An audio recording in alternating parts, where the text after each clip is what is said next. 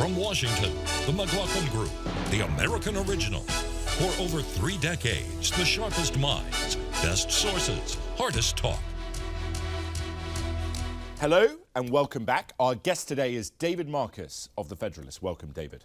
And on that note, we should go to our first issue, which is issue 1, disappearance in Istanbul. Yeah, we are. We're demanding everything, and we want to see what's going on here. That's a bad situation. And frankly, the fact that it's a reporter, you could say in many respects it brings it to a level. It's a very serious situation for us and for this White House. We do not like seeing what's going on. The disappearance of Saudi Arabian journalist and critic of the Saudi government, Jamal Khashoggi, has shocked the world. Khashoggi went missing on October 2nd after visiting the Saudi consulate in Istanbul, Turkey. The Turkish government accuses the Saudi government of killing Khashoggi. Members of Congress are now calling for U.S. sanctions on the Saudi regime, which denies responsibility. Pat, what should be done from an American perspective? Well, first off, this is a moral outrage and an atrocity. If it is true that the Saudi Crown Prince ordered a contract hit on someone in that consulate and got him killed and sawed him up and took the bones away. And I'll tell you, this is a real disaster for American foreign policy in this sense. Jared Kushner's got a relationship with the Saudi Crown Prince. That's gone. The whole idea of an Arab NATO built around Saudi Arabia, that's gone. U.S. support for the Saudi war in Yemen was diminished before. It is now could be thrown out. So I think overall, and I think there's going to be tremendous attacks on the president and the Republicans for his ties to the Saudi Arabians. But it's going to be a real disaster, I think, for American foreign policy. I don't know how you avoid what is coming, which is going to be a real firestorm. Well, I agree with Pat. I think this is a defining moment for this president and for U.S. foreign policy in the region. And President Trump's initial ambivalent response, I'll say it happened in Turkey, he's not really an American citizen, we have to worry about, we don't want to lose all that money in the arms sales. President behaved like he's getting a commission on these sales or something, and makes you wonder about the financial ties between the Trump empire and the Saudis before he was president, while he's president, and what he's considering after president. And Jared Kushner and the whole Kushner real estate empire is involved in that as well. So I think the president's changed his tone because he realizes that he got a lot of pushback from the Congress, and the relationship that was so cherished between the young Crown Prince and the young Kushner is now going up in flames. And I think, I don't know what the Saudis are going to do. This guy who was the heir apparent is detested, and I don't know that his reign looks as reformist as he wanted us to believe. That was all a big sham, apparently. Clarence. Well, when you got this much agreement, you know, you got a serious issue here. But the thing about this, there's several different ways to approach this. One is that you're absolutely right that President Trump's response, I thought, was reprehensible, frankly, but it's also expected of a president who ran as a disruptive candidate. He was elected as a guy who's going to shake things up, including foreign policy. As we have seen, he's done that, not just Saudi Arabia, but across the Western and Eastern world. And I think he's going to resist getting directly involved. While at the same time, in Congress, yes, there are Marco Rubio and other Republicans who are outraged by what's happened with Saudi Arabia, and they're the ones who control the purse. And that's going to make a difference as far as what our Saudi relationship is. But that's a debate that's only beginning. The last point to make right now is we really don't know who killed Khashoggi. Khashoggi. What happened to him? We've got details from the Saudis right now, frankly, and what's Turkey's role in all this? So there's more to be known before we come to conclusions. David, how much of a problem is it for the president in terms of the challenge here that you see the alignment of Rand Paul and Marco Rubio, as Clarence suggested, saying actually this is so unacceptable? Well, I mean, it's an issue, but I do think it's important to note that neither Turkey nor Saudi Arabia get an A+ for truthfulness. So we are going to wait and see what really happened here. But you know, in terms of the levers of power that the president and Congress can use, our foreign policy establishment uses a paradigm called DIME, which means diplomacy, information, military, and economic. This is a situation where the two that would be most in play would be diplomatic and economic. I think you're seeing from Congress calls to pull that economic lever. Trump is clearly not very comfortable with that, in large part because of this arms deal that he thinks is going to benefit America, right? So his job now is going to be to convince Congress that he has diplomatic sticks that he can use to bring the Saudis in line. And I don't know if he'll be able to do that. But I think that, let me say this, I think these Saudis have so much money, they are going to start buying friends to help them out in this crisis. And at the same time, this is an atrocity, it's a horror, but at the same time, there is a strategic connection between the United States and Saudi Arabia. Right. If the prince, the plug is pulled on the prince and something happens to that Saudi regime, that could be a disaster all across the Middle East. You got to look at the downside of what you're going to do if you're going to pull the And rug he's a out from modernizer, under. Eleanor. Well, he's letting women drive, and he's letting women go to the movies and attend sports events. But on the other hand, he's the mastermind of this brutal war in Yemen, which is targeting civilians, and he's made a number of other mistakes. He also jailed the women who began that that's true. protest, and I think some are still in jail. That's right. And the thing is that U.S. relationship with the Saudis has always been problematical. Remember, after 9/11, President George W. Bush arranged transport for members of the bin Laden family and diplomats to send them back to Saudi Arabia while no other planes were flying. And let's always remember that 15 of the 19 hijackers were Saudis. But you know, let me just one quick point. Look, these presidents have to look out for the long-term national interest also. But this is a moral outrage. It's an atrocity. It's an act of criminal stupidity.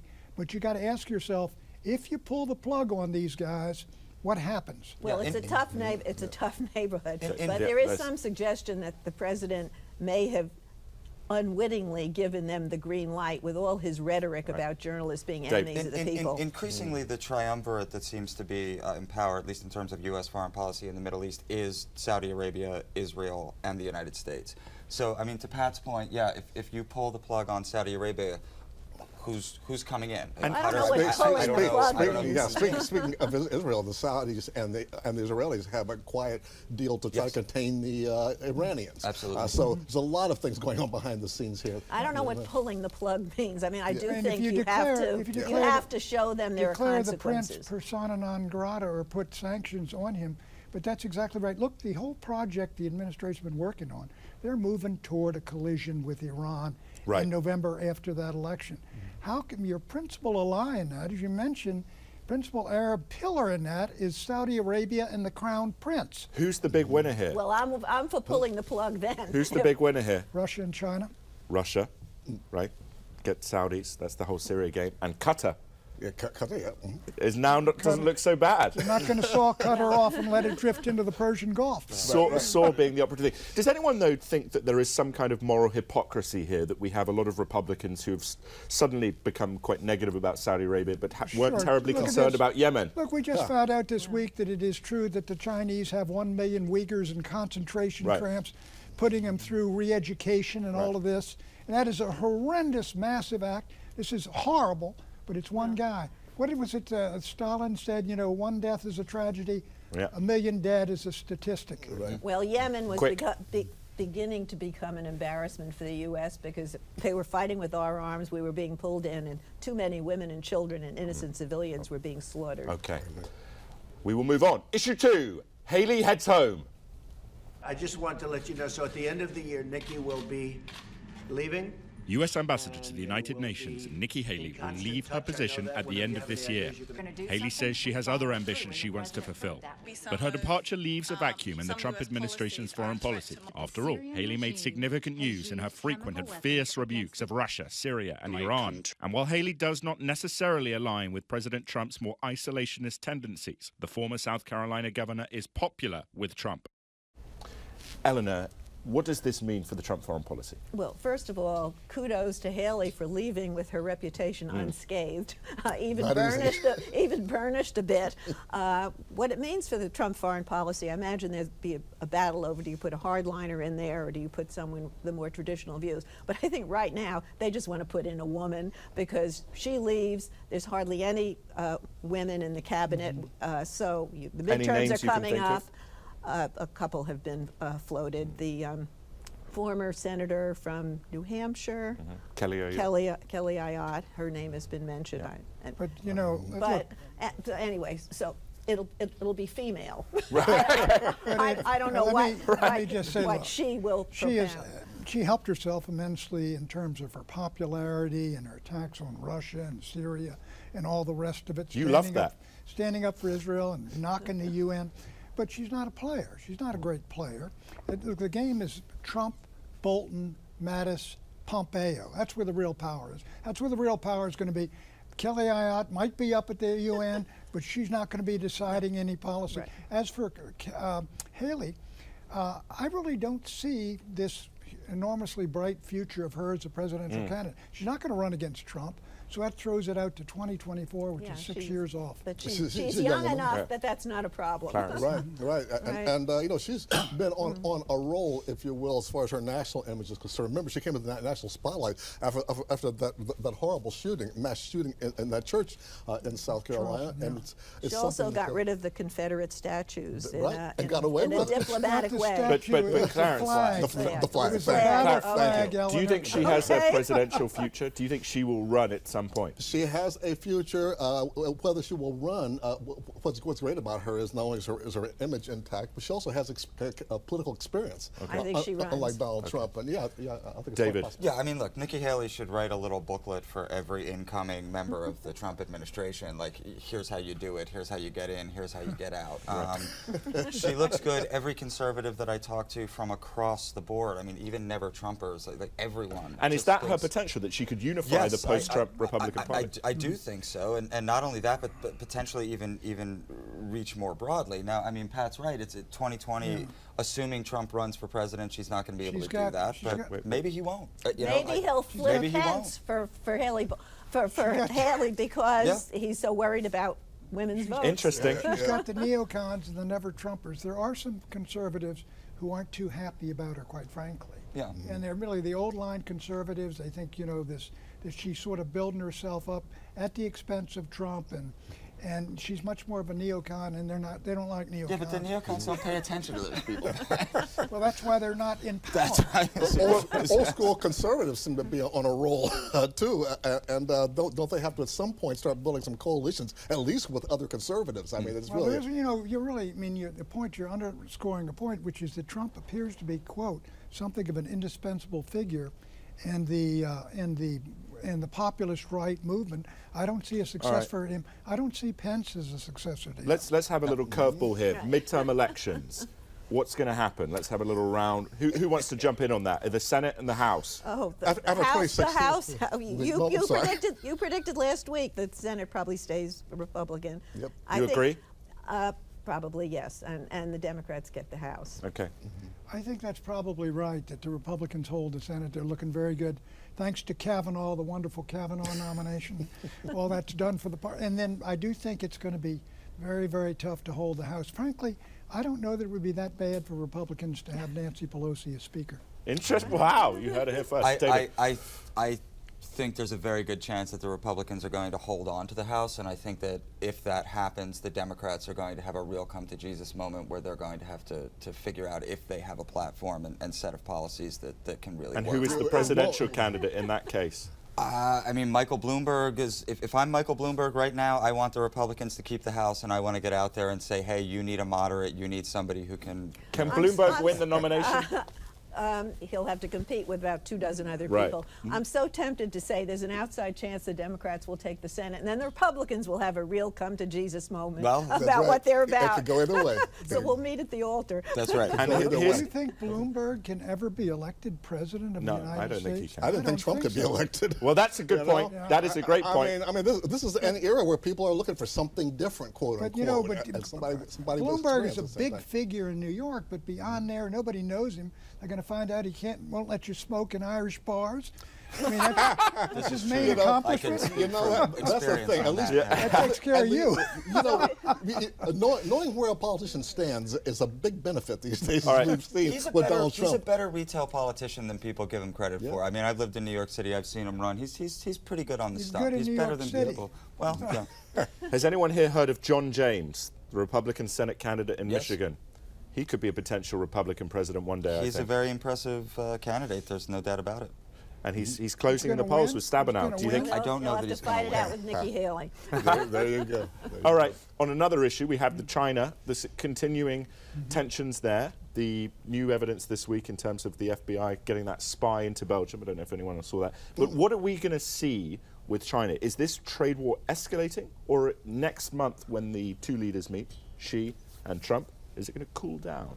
Look, the Chinese trade surplus reached an all-time record. I think last month, $37 billion, which takes it over $400 billion. Isn't that a repudiation of your and Trump's policy? No, I think a lot of the policies of Trump have really not gone into effect. But I will say the numbers that are going to come in at the end of this year could force Trump into a much harder confrontation with the Chinese. The Chinese can wait him out. That's right.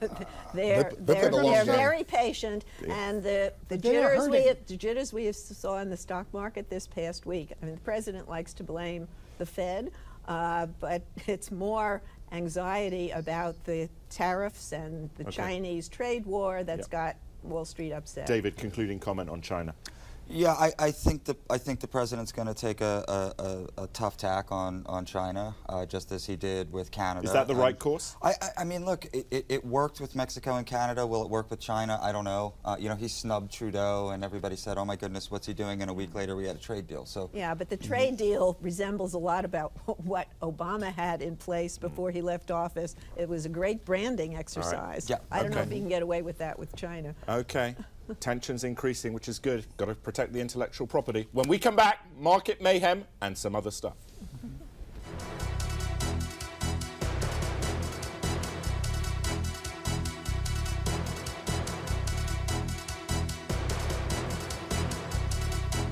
When I was a freshman in college, I lost my brother Brian to suicide. Brian had been a very successful college student himself who was president of an a cappella group, sports editor of a newspaper, 3.8 GPA at an Ivy League university. Brian eventually went and sought help in his senior year. The hopelessness and the helplessness that accompanies depression had gotten to him, and had gotten to him so strong that just about a year later, in my freshman year of college, Brian died by suicide.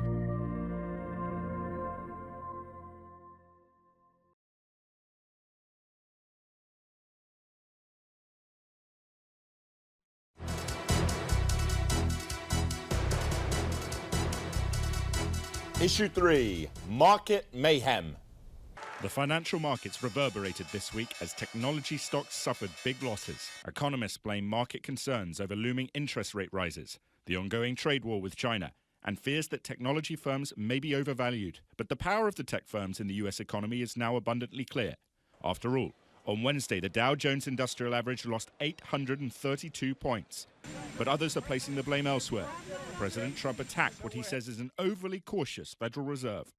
David, is President Trump right to criticize the Fed? every president wants the stock market to do well, right? It's one of the big economic indicators that the voters are going to look at. So that tension always exists. It's more important for Trump than for others, specifically because he is spooking the market with these talks of tariffs and placing tariffs and these trade wars. So he's putting that pressure on the market. So far, with the North American trade agreement, it reaped some benefits. He's hoping that it will with other ones. And I think he's saying to the Fed, hey, can you get my back here? Okay. You know, we're going to suffer a little bit from tariffs. We think the other guys are going to suffer more. And he'd like to have the Fed supporting his efforts. And I think they probably should. You know, the Fed's responsible for this big 9-year boom, if you will. They bought all these bonds, got $4.5 trillion, pumped it into the economy, then put interest rates at 0, and the banks are lending all that money, and now the Fed is cutting it, dialing it back, taking air out of the balloon. I think Trump is exactly right here, and I think this is a long-term problem the Fed's got, how we get all that money back, you know. So how is Trump right then? Trump is right that the Fed is now slowly squeezing, where before the Fed was accommodating, even more than accommodating, putting all this money into the economy and zero interest rates. Don't they have to do that, though? Well, Trump is right on that. That's what the Fed does. But he's wrong to think that this is necessarily the wrong thing to do, because it's like Trump has forgotten the stagflation of the 70s and all. I mean, that's why the Fed is doing what it does. It's interesting to me, Donald Trump has said he really admires Andrew Jackson. Andrew Jackson hated the Fed. He hated the British as well, do you know that? Well, we won't go into that, but yeah, that's another show. Let Clarence finish. Exactly. Clarence. Exactly. Okay. He smashed those Mr. banks. Biddle's back. And what do we have? A recession. In Yeah. fact, I think we had back-to-back recessions under Jackson. My memory's a little hazy on that. But anyway, the fact is that that's where he comes from. The real debate here is how much should the Fed adjust. The Fed is sometimes inordinately worried about inflation, but inflation is going up, and when you throw the tariffs into the mix, they are like a tax, and they are inflationary, and so Trump can't have his cake and eat it too. He can't have the tariffs, and he can't also have the Fed resist. Qu'il mange de la brioche. Martin Van Buren's first year in office was badly suffered because of what Jackson did in destroying Mr. Biddle's second bank of the United States. He said about that, the bank has tried to kill me, but I will kill it. There and you he go. did. There you go. All right, Well, Mr. Presidential Donald Trump's historian. role model. All right, but the baseline of the economy, what would we give President Trump? Let's start with the liberals. What would you give Trump on the economy so far? He hasn't messed up with the What grade? Obama recovery. Give him a grade.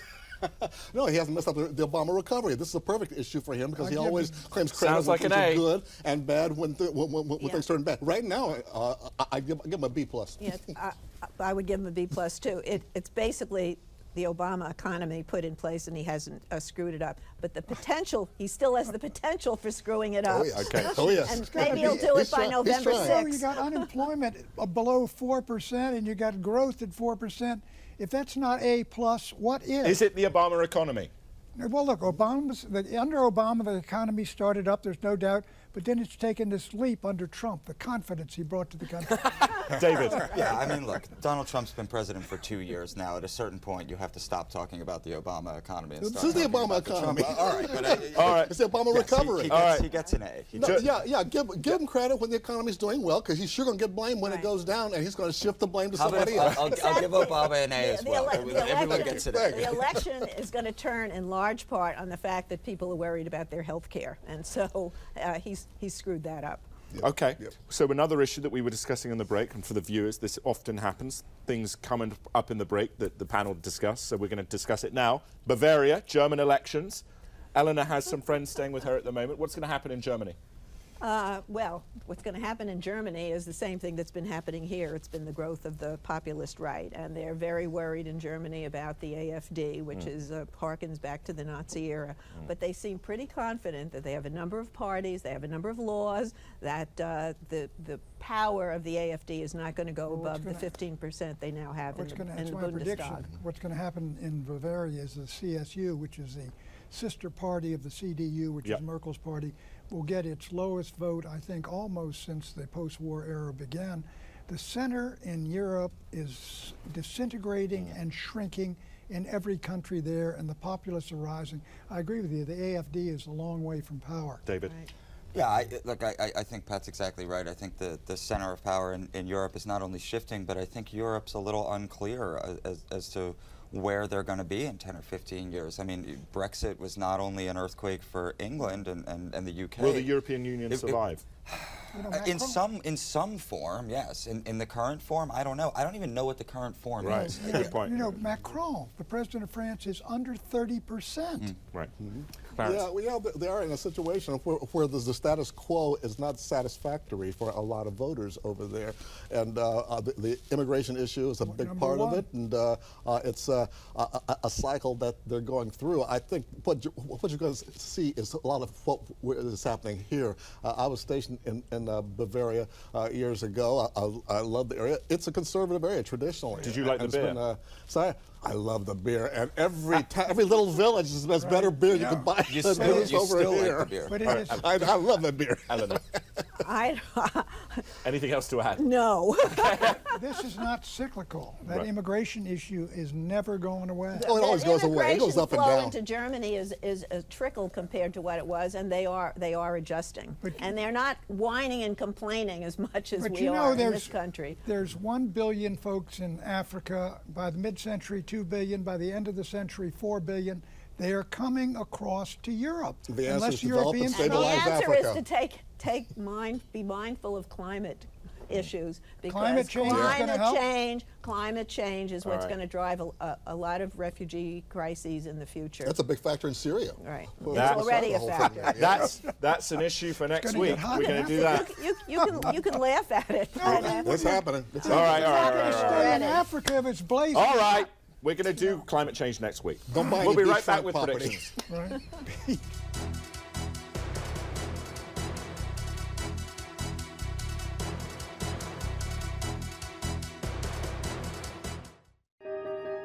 For more than a century, the Greater Washington Board of Trade has focused on growing our regional economy.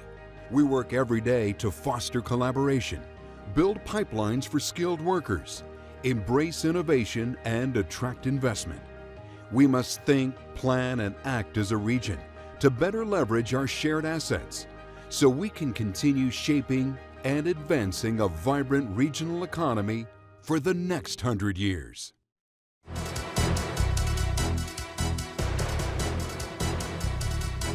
Predictions, Pat. Look to Vladimir Putin to find a new friend on the Arabian Peninsula in the Crown Prince, and to move in, and the Chinese will come in and buy oil. Yeah, Eleanor. Thanks to the Parkland students, the gun issue has shifted from a Second Amendment rights issue to a how do we protect our children in school issue, and it will be one of the issues driving big turnout from women, mothers in suburban areas. David. The FDA is currently looking at an application from Philip Morris International and its American division Altria for a new smokeless tobacco product called IQOS, which has been very successful in Japan. I predict that within the next couple of weeks, the FDA will approve that for sale, but will not give them the reduced harm label that they are also asking. Is that the one you were smoking? No, that was not. I had a regular cigarette. And do you agree with Eleanor, though, that the school shooting concern is going to be a driver in the midterms? No. Okay, all right, Clarence. President Trump's historic meeting with Kanye West will be put to music and become viral on YouTube. Okay, and will Kanye West be running for president at some point? I think he already thinks he is. Okay. Take that as you wish. All right. Probably thinks he is president. Does anyone here seriously, though, think he will run for president? Well, everybody's going to run for president now that Donald Trump has shown he can do it. Yes, but I don't see him hiring a campaign organization, and he'll probably raise money, but I don't see it as a serious campaign. And the Republican Symbolic. Party? Republican Party. I'm not sure it's that strong a nominee. It's a brave new era. All right, I predict that the split in U.S.-Saudi relations will only be temporary. Good relations will resume in short order because of the oil and because of the U.S. concern that Mohammed bin Salman is the best chance to modernize that society. ISIS 2.0 if he doesn't. And here's a random fact. 952 years ago today, William the Conqueror's Norman army defeated the Anglo-Saxon king Harold at the Battle of Hastings. The combination of William's courage, he took off his hat and ran back into the battlefield, and tactical deceptions overcame Harold's wearied army. They just fought some of the Vikings. William's victory cleared the way for his conquest of England and coronation as William I, King of England. Bye-bye.